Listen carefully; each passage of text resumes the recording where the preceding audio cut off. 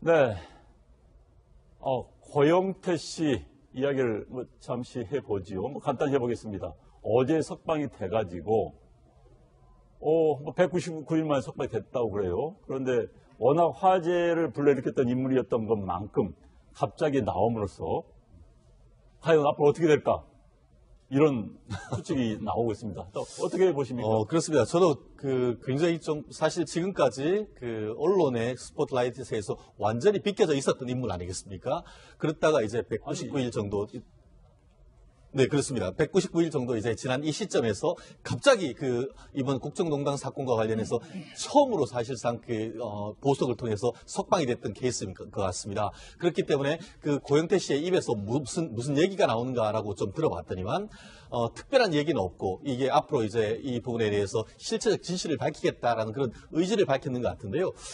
아시다시피 고영태 씨 같은 경우에는 이 부분과 관련해서 개인적인 비리, 한마디로 본인의 어떤 호가 호의를 통해 가지고 인천 관세청장의 어떤 그런 승진에 한 2천만 원 정도의 어떤 뇌물을 받았다는 그런 취지이고, 또 관련해서 이제 본인 한 8천만 원 정도의 어떤 사기를 했던 그런 부분이기 때문에 결국 이번 국정농단 관련된 형사사건 자체에 대해서 영향을 미치기는 현저히 어렵고, 다만 구속기간이 상당 부분 지나다 보니까 그와 같은 사정을 고려해서 지금 석방을 했는데, 문제는 이제 본인의 어떤 1심 판결에 석방이 됐다 하더라도 죄를 만약에 부인한다, 그리고 합의가 안 됐다라고 한다고 하면은 재구속될 가능성도 아직 남아있기 때문에 이 본인의 어떤 재판을 조금 더 지켜봐야 되는 부분이 아닌가 싶습니다. 그러면은 어제 고영태 씨가 나오면서 한 이야기를 들어보시도록 하겠습니다. 최순실 씨가 본인이 국정농단 재판 주범이라고 하셨거든요. 네. 그거 좀 어떻게 생각하시는지 한 말씀 해주세요. 법정에서 밝혀질 거고.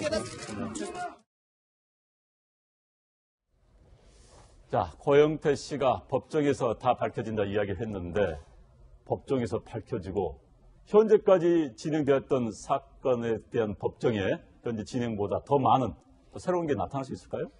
새로운 게 글쎄요, 더 나올 가능성보다는 이제 고영태 씨 입장에서는 이제 약간의 방어적인 공격을 좀 해야 되는 그런 상황이죠. 그러니까 최순실 씨가 지금 주범은 오히려 고영태다. 그리고 이제 고영태 쪽에서 고영태와 그 일당들이 이 일을 다 기획을 해서 터뜨려서 우리를 지금 박근혜 전 대통령과 나를 함께 엮었다라고 지금 계속 주장을 지금 하고 있는 상황이거든요. 그래서 박근혜 전 대통령 재판 관련해서는 고영태 씨가 불려나가서 별로 할 얘기는 없을 것 같고, 최순실 씨 지금 재판 진행되고 있는 것과 관련해서는 가서 적극적으로 본인이 그러니까 주모자가 아니다라고 하는 거, 주범이 아니다라고 하는 부분에 대해서 해명을 해나가지 않을까. 그리고 역시 이제까지 했던 얘기의 연장선에서 본인은 이제 최순실 씨가 시키는 이런저런 일들에 대해서 그걸 그냥 집행하는 사람에 불과했다라는 이야기를 할 가능성이 좀 높지 않나 이렇게 생각을 합니다. 지금 이제 고영태 씨가 나옴으로써 사실 이번 사건이 초창기에 관심을 모았다가 언론에서도 지금 사건 재판이 어떻게 진행인지 거의 보도를 하지 않습니다. 요즘 박근혜 대통령 재판에 가보면은 방청석이 한산한 이런 이야기도 나오고 있다는데, 김병민 교수님, 네. 지금 국정농단 사건의 재판이 네. 각 피해자별로 어떻게 진행이 되고 있나요? 그러니까 일단은 이재용 삼성전자 부회장에 대한 재판은 8월 달에 1심이 선고가 됐기 때문에 항소심 재판이 진행 중에 있는 거고요. 그러니까 예정대로 진행이 됐다라면 박 전 대통령 재판의 1심 선고가 11월 중에 나왔어야 됩니다. 근데 이제 박근혜 전 대통령 선고에 맞춰서 차은택 씨라든지 정호성 전 비서관이라든지 안종범 전 수석이라든지 여러 사람들의 혐의가 같이 맞물려 있기 때문에 거기에 대한 선고도 함께 이룰 것을 이제 법원에서는 나름대로 예상을 하고 있던 건데, 예상치 못한 상황에 이르게 된 게 박 전 대통령이 재판을 거부하고 있는 상황이거든요. 따라서 현재로서는 정호성 전 비서관에 대한 1심 선고는 11월 15일에 나오게 되는 거고요. 두 번째로 이제 안종범 전 수석이 미르재단, K스포츠 재단 등에 대한 주요한 중간의 매개체 역할을 했기 때문에 안 전 수석에 대한 선고, 그리고 그 무엇보다 중요한 거는 과연 이 최순실 씨에 대한 1심 재판이 이제 곧 이루어지게 된다라면은 그 부분들을 통해서 박 전 대통령의 재판을 미뤄지더라도 박 전 대통령의 유무죄 혐의 그리고 형량에 대해서도 어느 정도 유추해 볼 수 있지 않을까 생각이 됩니다. 다만 한 가지 이 고영태 씨와 관련해서 본인 재판은 말씀드렸듯이 개인의 비리와 관련된 것이지만 지금 박근혜 전 대통령의 어떤 그 뇌물과 관련해 가지고는 지금 현재 문제되고 있는 이른바 롯데의 하남에 대한 그 부지 매각과 관련된 70억 이 문제와 관련해서 최순실 씨와 이 그 고영태 씨가 관련성이 있다라는 증언이 올 그 작년부터 나왔었지 않습니까? 그렇기 때문에 이 부분에 있어서 앞으로 롯데의 어떤 그 청와대와 관련해서 이 그 뇌물 이 부분에 있어 가지고는 고영태 씨가 일정 부분 증언 법정에 나와서 증언할 가능성은 여전히 남아 있지 않을까 싶습니다. 그리고 사실은 고영태 씨 관련해서는요, 요즘에는 오히려 이 박근혜 전 대통령이나 최순실 씨 관련한 그 내용보다는 그 이명박 전 대통령 그 아들 그 이시영 씨가 이 고영태 씨가 이제 그 박헌영 그 과장에게 한번 얘기를 했다는 거죠. 그러니까 이시영 씨를 비롯해서 뭐 김무성 전 대표의 뭐 아들, 그러니까 사위라든지 뭐 이런 사람들하고 자주 어울렸는데 마약을 이제 하는 그런 현장에서 굉장히 좀 힘든 상황이 돼서 자기가 가서 도와주고 뭐 이 얘기를 좀 한 적이 있어서 이 사건 관련해서 지금 이시영 씨가 지금 뭐 손해배상 소송을 지금 제기를 해놓은 상태거든요. 고영태 씨도 그렇고 박헌영 씨도 그렇고. 그래서 사실은 최근에는 오히려 언론들이 지금 그 부분에 더 관심이 많습니다. 최근에 아시다시피 뭐 이명박 전 대통령 그 다스 관련한 그 소유권 문제도 지금 굉장히 좀 쟁점이 되고 있는 상황이어서 오히려 고영태 씨가 그 이시영 씨의 그 마약 사건 관련해서 그 의혹과 관련해서 어떤 얘기를 추가로 더 내놓을지 이게 사실은 세간에서는 더 관심이 많죠. 네, 그리고 제가 궁금한 건 우리 변호사가 보는 것이니까 박근혜 전 대통령 재판이 이제 앞으로 전개가 될 텐데 또 다시 한번 고영태 씨가 나옴으로써 관심을 모으고 있습니다. 그런데 지금 국선 변호인 법원이 이름을 안 밝혔어요. 신원을 안 밝혔는데 좀 떠돈 이야기 있습니까? 누가? 알 수는 없나요? 사실 그 법조계 내에서는 그 이미 한 5분이 누구인지에 대해서 사실상 특정돼 있다라고 얘기해도 그 과언이 아닌 것 같습니다. 알고 계세요? 네, 저도 개인적으로 이제 내용은 봤는데요. 지금 현재 그 일반 변호사님들 중에서 국선 전담 변호사님들이 있습니다. 이분들은 뭐냐면은 말 그대로 개인적인 민형사 사건을 하지 않고 국선 전담, 국선하는 사건만 전담해서 하는 분인 것 같은데요. 그 중에서 기수가 이제 5년 차 이상 되는 한 30년 차 이하 돼서 있는 분들 중에 아주 다양한 그 경력을 가지신 분들로 구성된 것으로 알고 있는데 그 재판부에서 이렇게 그 사람은 특정하지 아니한 것 자체가 만약에 이것이 인적 사항이 외부에 나타날 경우에는 각종 어떤 외부적 압력이 있게 되고 그렇게 한다고 하면은 본인이 선임을 철회하거나 했을 경우에는 또다시 이 박근혜 전 대통령의 재판이 늘어질 수밖에 없는 그런 사정이기 때문에 암묵적으로 이와 같은 이른바 엠바고 같은 것은 사실 이 재판을 위해서 국민들도 조금 더 어떤 그 보호를 해줘야 될 그럴 필요가 충분히 있는 것이고 그렇기 때문에 아마 그러한 점에 대해서 지금 언론에서도 일철 이와 같은 보도를 하지 않는 것으로 알고 있습니다. 그런데 지금 이제 국선 변호인은 법원이 지명을 한 건데 박근혜 전 대통령이 법원은 안 나가겠다, 법정에 안 나가겠다, 변호사 접견 필요 없다. 라고 할 가능성도 있지 않겠습니까? 예, 그렇습니다. 그러니까 변호사들 지금 접견 안 할 가능성이 좀 높죠. 그러니까 이미 있던 변호사들도 다 지금 이제 해촉한 상태인데, 지금 국선 변호인이라 그래서 박근혜 전 대통령이 만날 것으로 지금 보이진 않습니다. 그래서 이제 이 재판 자체가 이제 걸석 재판으로 이루어질 가능성이 지금 굉장히 높은 이제 그런 그 상황이긴 한데요. 그런데 사실은 저는 근데 이 국선 변호사들 어차피 조만간 알려질 건데 뭐 법원이 이렇게 꼭 이렇게 임명을 할 필요가 있을까 이런 부분은 조금 이제 의문이 좀 들어요. 그러니까 근데 그 부분은 정말 다릅니다. 왜냐하면은 다들 기억하시겠죠. 최순실 씨 변호인 같은 경우에 최초에 선임을 해서 일을 하다가 사임했던 분이 있습니다. 그분 같은 경우에는 제가 개인적으로 아는 분들인데 하루에 수천 통이 전화가 온다고 합니다. 그렇기 때문에 그 사건을 맡을 수가 없어서 결국 압력 때문에 이제 사퇴를 했는데 아마 이번 같은 경우에 만약에 그 재판이 시작되기 전에 그분들 이름이 알려진다고 하면은 거의 비슷한 패턴이 일어날 가능성이 있기 때문에 재판부로서는 이른바 공익을 위해서 어떤 그런 보도도 자제해주는 그 자제를 요청했는데 아직까지는 그와 같은 그 기조가 유지되는 것 같아서 법조인의 한 사람으로서 좀 나름대로 어떤 좀 뭐랄까요 좀 든든하기도 합니다. 자, 한미 국방장관이 오늘 북한의 핵 미사일의 그 위협에 대응하기 위해서 미국의 전략 자산이죠. 미사일이라든지 핵무기라든지 이런 전략 자산의 순환 배치를 확대하기로 했습니다. 또 한미 미사일 지침의 개정에 협력하고 또 전시 작전권의 조기 전환을 추진하기로 원칙적으로 합의를 했습니다. 그러면서 이제 결론적으로 굳건한 한미 동맹을 천명했는데 사실 한미 국방장관이 연례 회동을 하지만은 올해만큼 굉장히 관심을 모았어요. 자, 이번 합의 결과 어떻게 보십니까? 예, 그러니까 지금 문재인 정부가 얻고자 하는 바를 기본적으로 다 얻은 결과가 아닌가 이렇게 생각합니다. 그러니까 미사일 그 협정도 지금 이제 개정할 미사일 그 지침도 개정하려고 했던 걸 이제 어찌됐건 개정하기로 일단 합의가 된 거고요. 그리고 이제 뭐 그 전략자산 순환 배치 확대하는 부분도 지금 반영이 됐고, 근데 논란이 된 이제 전술핵 관련한 부분도 당분간은 일단 그것은 이제 바람직하지 않다. 뭐 이런 쪽으로 일단 결론을 냈습니다. 자, 이제 그런 상황이고, 외티스 장관이 이번에 사실은 트럼프 대통령의 방안을 앞두고 오기 때문에 또 최근에 미국의 뭐 항공모함을 비롯해서 전략자산들이 한반도 주변에 많이 지금 전개가 돼 있는 그런 상황이어서 상당히 좀 강한 메시지가 나올지 모른다라는 관측도 없지 않아 있었는데요. 그런데 생각만큼 그렇게 강한 메시지는 안 나왔습니다. 그러니까 물론 이제 군사적 옵션에 대한 부분도 함께 언급을 하긴 했습니다만, 그럼에도 불구하고 군사적 옵션이 우선이 아니고 일단 평화적 해결이 우선이다라고 하는 부분에 좀 방점을 좀 찍었습니다. 그래서 최근에 북미 간에 뭐 이루어지고 있는 것으로 지금 여러 얘기가 나오고 있는 북미 접촉도 좀 영향을 좀 미치는 것 같고요. 그래서 일단 트럼프 대통령이 지금 오기에 앞서서 사전 정지 작업을 좀 한 측면이 없잖아 있는데, 일단 평화와 군사적 옵션 반반 정도를 좀 섞어서 이번에 좀 해법을 좀 내놓고 지금 간 게 아닌가 좀 그렇게 생각을 합니다. 그러면 전술핵 이야기를 해보죠. 오늘 양국 국방장관의 그 회견에서는 전술핵 배치에 대해서는 부정적 입장이 나왔습니다. 특히 송영무 우리 국방장관이 현재 우리나라 입장에서는 전술핵 재배치가 부적절하다, 타당하지 않다는 이야기를 했는데, 홍준표 대표는 또 미국 가서 전술핵 배치를 해야 된다고 주장하지 않았습니까?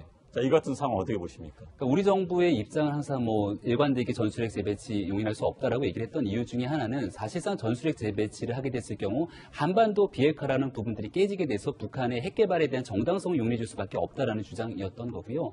이 자유한국당의 홍준표 대표가 방미 기간 동안에 전술핵 재배치를 주장한 부분들에 대해서 미국 조야의 분위기도 정당마다 조금씩 입장이 달랐습니다. 그러니까 미국의 공화당의 일부 의원들의 입장 같은 경우에서는 사실은 한국민이 원한다라면 전술핵 재배치를 통해서 이 전술핵 재배치를 사실은 가장 불편해하고 두려워하는 뭐 북한이 될 수도 있겠습니다만은, 이 부분은 중국 입장에서는 상당히 껄끄러운 카드가 될 수밖에 없기 때문에 결국은 북핵 문제를 해결할 수 있는 주요한 카드는 중국을 통해서 외교적인 압박과 설득을 가져가는 것이 중요하다라고 지금 미국은 일관된 입장을 정하고 있기 때문에 전술핵 재배치도 그와 같은 카드로 활용될 수 있다라고 보는 거고요. 홍준표 대표 입장에서도 이 전술핵 재배치를 통해서 한반도에 굳건한 이 핵무장을 하겠다라는 것이 아니라 결국은 북한의 핵무제를 동시에 해결하기 위한 하나의 카드로 쓰자라고 하는 뭐 얘기라고 볼 수 있는 거죠. 이 전술핵 재배치를 일단은 뭐 문재인 정부에서는 일단은 부정적으로 바라보고 있고, 미국 정부 입장에서도 이 전술핵 재배치를 본격적으로 쓸 수 있는 카드가 아니기 때문에 현실 가능성이 굉장히 낮다고 보여지고요. 다만 오늘 있었던 이 한미 안보 협의회에서 지금 보수 야당이 주장하고 문제 제기하고 있는 건, 그렇다라면 미국이 안전한 해구상을 제공하는 과정 속에서 이 핵에 대한 핵 공유에 대한 얘기들을 좀 끄집어내야 되는데, 그런 것들에 대한 굳건한 확보가 확답이 없다라는 문제를 제기하고 있지 않습니까? 전술핵 재배치가 아니라면 무엇으로 북핵 문제를 해결할 수 있는지에 대한 그런 해결 방안들을 현 정부가 마련해 내는 것, 이게 이제 앞으로 있게 되는 11월 달에 한미 정상회담에서의 문재인 대통령, 문재인 정부의 과제가 아닌가 보여집니다. 네, 뭐 이야기가 나왔습니다만 한미 국방장관이 북한을 향해서 역시 강력한 대북 메시지를 전달했습니다. 들어보시겠습니다. 북한이 개발하고 있는 핵과 미사일은 사용을 할 수 없는 무기이며, 만약 사용을 하게 된다면 강한 한미 연합 전력으로 그 의도를 응징할 것을 확실히 확인한 바입니다.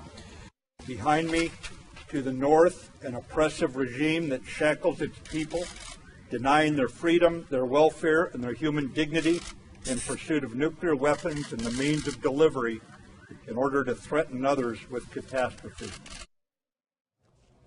자, 지금 인터뷰에서는 굉장히 강한 메시지를 발표를 했는데, 또 그러면서 오늘 인터뷰에 나오지 않은 이야기 가운데서는 평화적 핵법도 이야기를 했어요. 평화적 핵법을 바란다는 이야기를 했는데, 자, 이거 어떤 양면 전략일까요? 속뜻은 뭘까요? 그렇습니다. 기본적으로 이제 일단 우리가 미국에서도 내부적으로도 이런저런 이론이 있습니다만, 오늘 매티스 장관이 해서 던진 메시지는 기본적으로 우리가 협상이 먼저다. 다만 우리가 그 군사적 옵션도 가지고 있다. 다만 이 군사적 옵션은 협상을 하는 외교관들에게 힘을 실어주기 위한 것이지 먼저이다. 다만 그럼에도 불구하고 그 도발할 경우에는 우리가 무력을 쓸 수 있다. 이렇게 정리를 할 수 있는 것 같은데요.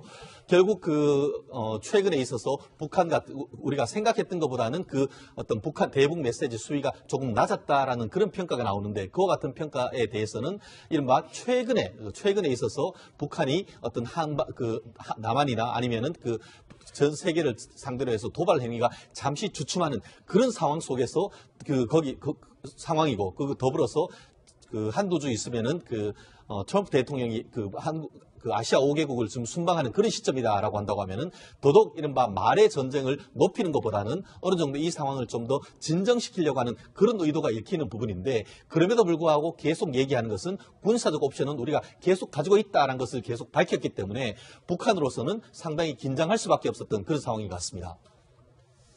네, 이제 열흘 뒤면은 한미 정상회담이 열립니다. 그런데 당초 트럼프 대통령이 조금 전에 화면 나왔습니다만 JSA 군사 분계선을 방문하느니 말이 많이 나왔어요. 그러나 어찌됐든 트럼프 대통령이 국내에 와서 하는 행동 또 발언 하나는 굉장한 강한 메시지가 될 것으로 생각이 되는데, 네. 자, 트럼프 대통령 국내에 들어와서 무슨 이야기, 어떤 행동을 할 수 있을까요?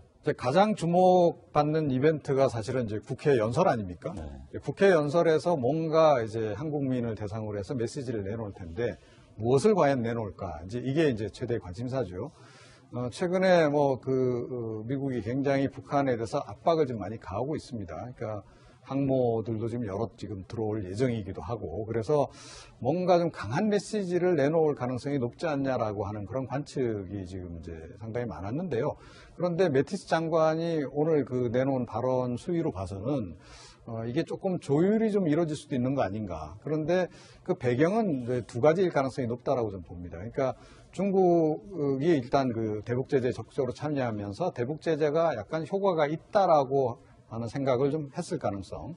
그와 더불어서 북미 간에 최근에 지금 직간접적으로 또 직접 대화는 아닙니다만 간접 대화가 지금 상당히 이루어지고 있는데, 이 대화의 수위가 지금 이제 많이 좀 진척이 좀 된 것 아닐까, 그런 추정은 좀 해볼 수 있을 것 같아요. 그런데 이건 아직까지 확실하게 어떤 결과가 지금 나와 있는 것은 아니기 때문에 우리가 뭐라고 얘기할 수는 없을 것 같고요.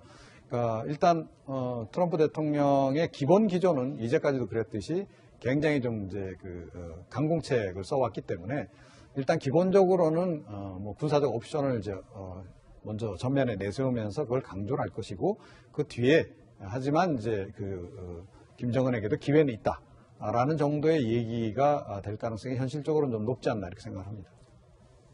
네, 정치 관련 이야기 여기서 줄이도록 하겠습니다. 세 분 고생하셨습니다. 박근혜 전 대통령 재판 관련해서는 고영태 씨가 불려나가서 별로 할 얘기는 없을 것 같고, 최순실 씨 지금 재판 진행되고 있는 것과 관련해서는 가서 적극적으로 본인이 그러니까 주모자가 아니다라고 하는 거, 주범이 아니다라고 하는 부분에 대해서 해명을 해나가지 않을까. 그리고 역시 이제까지 했던 얘기의 연장선에서 본인은 이제 최순실 씨가 시키는 이런저런 일들에 대해서 그걸 그냥 집행하는 사람에 불과했다라는 이야기를 할 가능성이 좀 높지 않나 이렇게 생각을 합니다.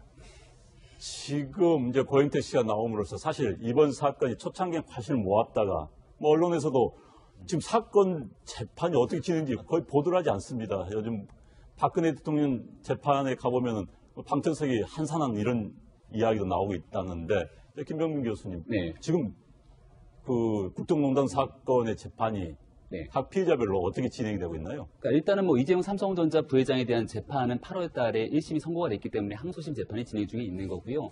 그러니까 예정대로 진행이 됐다라면 박 전 대통령 재판의 1심 선고가 11월 중에 나왔어야 됩니다. 근데 이제 박근혜 전 대통령 선고에 맞춰서 차은택 씨라든지 정호성 전 비서관이라든지 안종범 전 수석이라든지 여러 사람들의 혐의가 같이 맞물려 있기 때문에 거기에 대한 선고도 함께 이룰 것을 이제 법원에서는 나름대로 예상을 하고 있던 건데, 예상치 못한 상황에 이르게 된 게 박 전 대통령이 재판을 거부하고 있는 상황이거든요.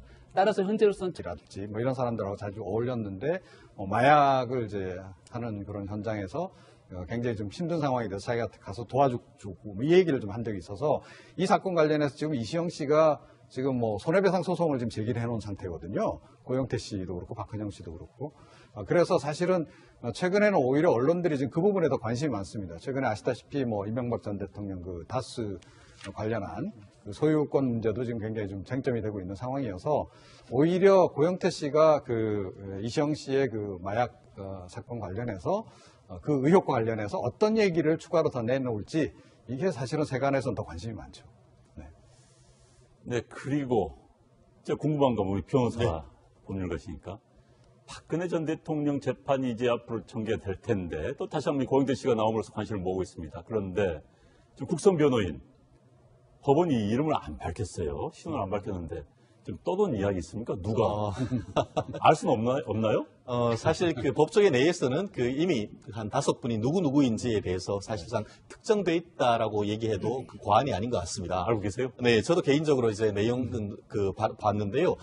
지금 현재 그 일반 변호사님들 중에서 국선 전담 변호사님들이 있습니다. 이분들은 뭐냐면은 말 그대로 개인적인 민형사 사건을 하지 영향을 미치기는 현저히 어렵고 다만 그 구속 기간이 상당 부분 지나다 보니까 그와 같은 사정을 고려해서 지금 석방을 했는데 문제는 이제 본인의 어떤 그 1심 판결에 석방이 됐다 하더라도 죄를 만약에 부인한다. 그리고 합의가 안 됐다라고 한다고 하면은 재구속될 가능성도 아직 남아있기 때문에 이 본인의 어떤 재판을 조금 더 지켜봐야 되는 부분이 아닌가 싶습니다.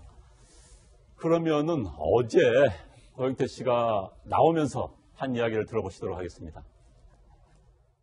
최순실 씨가 본인이 그 국정농단 재판 주범이라고 하셨거든요. 네. 그거 좀 어떻게 생각하시는지 한 말씀 해주세요. 법정에서 밝혀질 거고. 자, 고영태 씨가 법정에서 다 밝혀진다 이야기를 했는데 법정에서 밝혀지고 현재까지 진행되었던 사건에 대한 법정의 현재 진행보다 더 많은 또 새로운 게 나타날 수 있을까요? 새로운 게 글쎄요 더 나올 가능성보다는 이제 고영태 씨 입장에서는 이제 약간의 방어적인 공격을 좀 해야 되는 그런 그 상황이죠. 그러니까 최순실 씨가 지금 주범은 오히려 고영태다. 그리고 이제 고영태 쪽에서 고영태와 그 일당들이 이 일을 다 기획을 해서 터뜨려서 우리를 지금 박근혜 전 대통령과 나를 함께 엮었다라고 지금 계속 주장을 지금 하고 있는 상황이거든요. 그래서 네, 고영태 씨 이야기를 잠시 해보지요. 간단히 해보겠습니다. 어제 석방이 돼가지고 199일 만에 석방이 됐다고 그래요. 그런데 워낙 화제를 불러일으켰던 인물이었던 것만큼 갑자기 나옴으로써 과연 앞으로 어떻게 될까? 이런 추측이 나오고 있습니다. 또 어떻게 보십니까? 그렇습니다. 저도 굉장히 좀 사실 지금까지 그 언론의 스포트라이트에서 완전히 비껴져 있었던 인물 아니겠습니까? 그렇다가 이제 199일 정도 네, 그렇습니다. 199일 정도 이제 지난 이 시점에서 갑자기 이번 국정농단 사건과 관련해서 처음으로 사실상 보석을 통해서 석방이 됐던 케이스인 것 같습니다. 그렇기 때문에 고영태 씨의 입에서 무슨 얘기가 나오는가라고 좀 들어봤더니만, 특별한 얘기는 없고, 이게 앞으로 이제 이 부분에 대해서 실체적 진실을 밝히겠다라는 그런 의지를 밝혔는 것 같은데요. 아시다시피 고영태 씨 같은 경우에는 이 부분과 관련해서 개인적인 비리, 한마디로 본인의 어떤 호가 호의를 통해 가지고 인천 관세청장의 어떤 그런 승진에 한 2천만 원 정도의 어떤 뇌물을 받았다는 그런 취지이고 또 관련해서 이제 본인 한 8천만 원 정도의 어떤 사기를 했던 그런 부분이기 때문에 결국 이번 국정농단 관련된 형사사건 자체에 대해서 정호성 전 비서관에 대한 1심 선고는 11월 15일에 나오게 되는 거고요. 두 번째로 이제 안종범 전 수석이 미르재단, K스포츠 재단 등에 대한 주요한 중간의 매개체 역할을 했기 때문에 안 전 수석에 대한 선고, 그리고 그 무엇보다 중요한 거는 과연 이 최순실 씨에 대한 1심 재판이 이제 곧 이루어지게 된다라면은 그 부분들을 통해서 박 전 대통령의 재판을 미뤄지더라도 박 전 대통령의 유무죄 혐의 그리고 형량에 대해서도 어느 정도 유추해 볼 수 있지 않을까 생각이 됩니다. 다만 한 가지 이 고영태 씨와 관련해서 본인 재판은 말씀드렸듯이 개인의 비리와 관련된 것이지만 지금 박근혜 전 대통령의 어떤 뇌물과 관련해 가지고는 지금 현재 문제되고 있는 이른바 롯데의 하남에 대한 부지 매각과 관련된 70억 이 문제와 관련해서 최순실 씨와 이 고영태 씨가 관련성이 있다라는 증언이 작년부터 나왔었지 않습니까? 그렇기 때문에 이 부분에 있어서 앞으로 롯데의 어떤 청와대와 관련해서 이 그 뇌물 이 부분에 있어 가지고는 고영태 씨가 일정 부분 법정에 나와서 증언할 가능성은 여전히 남아 있지 않을까 싶습니다. 그리고 사실은 고영태 씨 관련해서는요, 요즘에는 오히려 이 박근혜 전 대통령이나 최순실 씨 관련한 그 내용보다는